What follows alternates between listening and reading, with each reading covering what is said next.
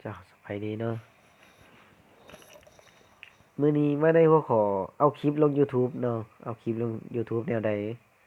ก่อนอื่นเข้าไปที่ YouTube เปิด YouTube ขึ้นมาแล้ว จะสังเกตเห็นว่าเนาะเป็นรูปกล้องเป็นอันนี้อยู่ในเทิงเนาะ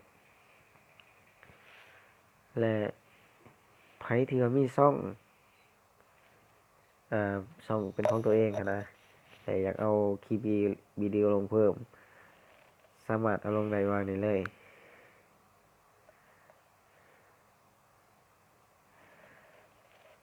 ปึ๊บขึ้นมาเนาะตัวนี้ก็จะเป็น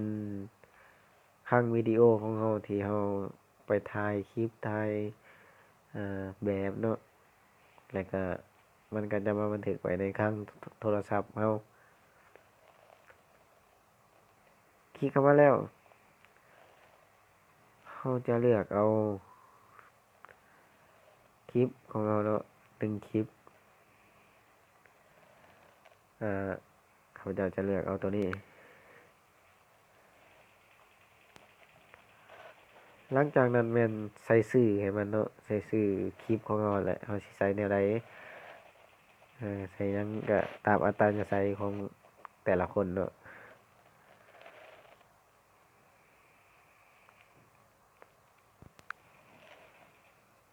ข้าพเจ้าจะ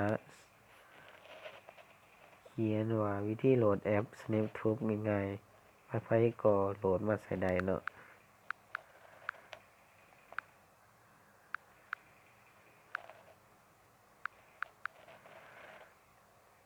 ต่อไปแม่นคำอธิบาย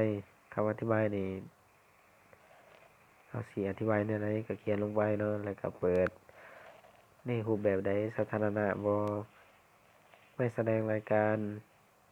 ส่วนบุคคลบ่ในตอนนี้เราจะเปิดเป็นสาธารณะ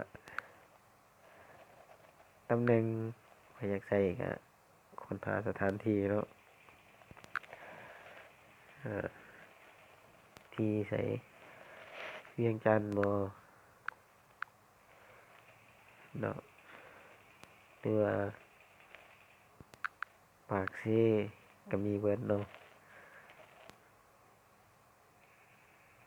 เราบ่อยากใส่ก็ได้บ่เป็นหยัง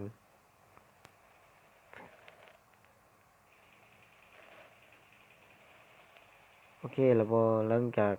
วิดีโอที่ท่านเอาลงนั้นเป็นวิดีโอที่ว่าร้อยแล้วเนาะโอเคล่ะเราก็กดตัวลูกศรนี่เลยหลังจากนั้น หลังจากนั้นมันก็จะโหลดเป็นนั่นน่ะเปอร์เซ็นต์น่ะเนาะให้มันฮอด100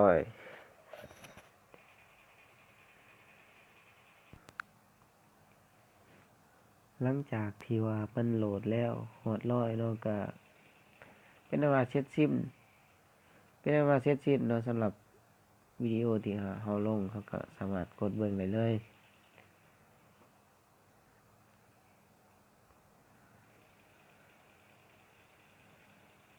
อ่า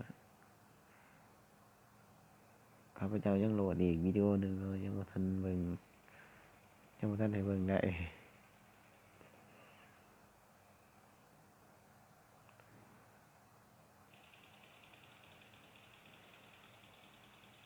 ก็สิขอจบเพียงส่ำนี้เนาะขอขอบใจ